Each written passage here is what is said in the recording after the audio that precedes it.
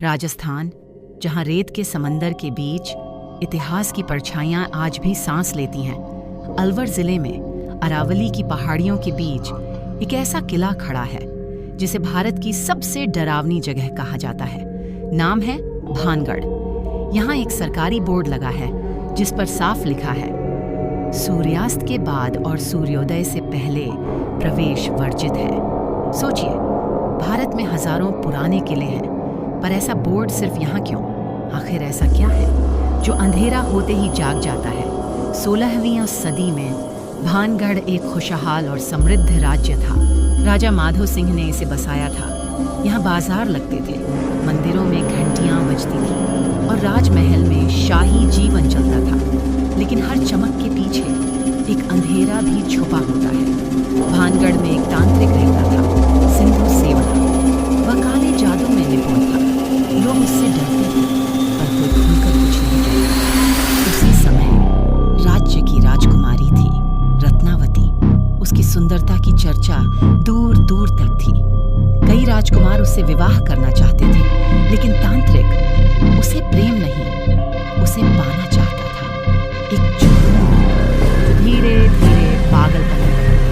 एक दिन राजकुमारी की दासी बाजार में इत्र खरीद रही। तांत्रिक ने मौका देखा।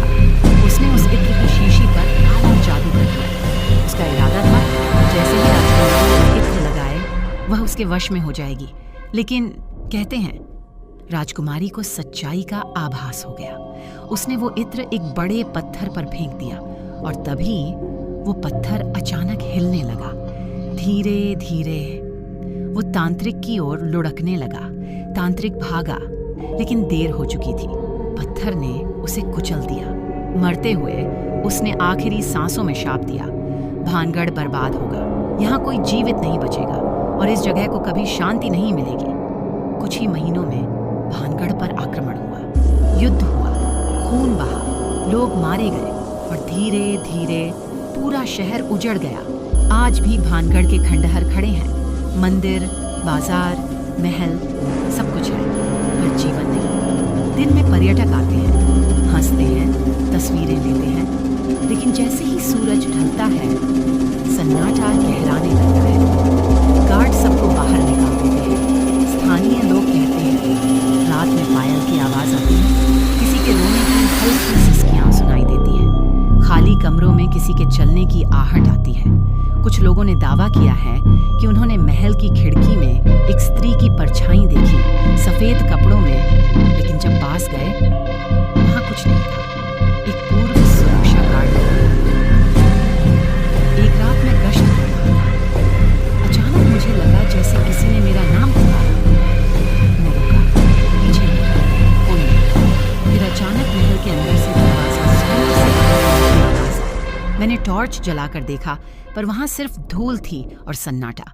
उस रात के बाद मैंने कभी अकेले अंदर जाने की हिम्मत नहीं की।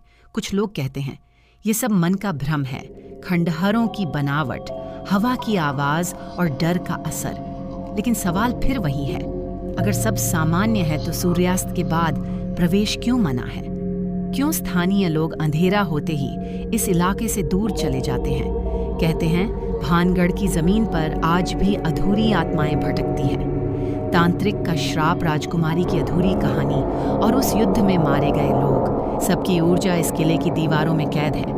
अगर आप कभी भानगढ़ जाएं तो दिन में जाइए, इतिहास को महसूस कीजिए, तस्वीरें लीजिए, लेकिन जैसे ही सूरज पहाड़ियों के पीछे छुपने लगे वहां से निकल आइए, क्योंकि कहते हैं सूरज ढलते ही भानगढ़ बदल जाता है।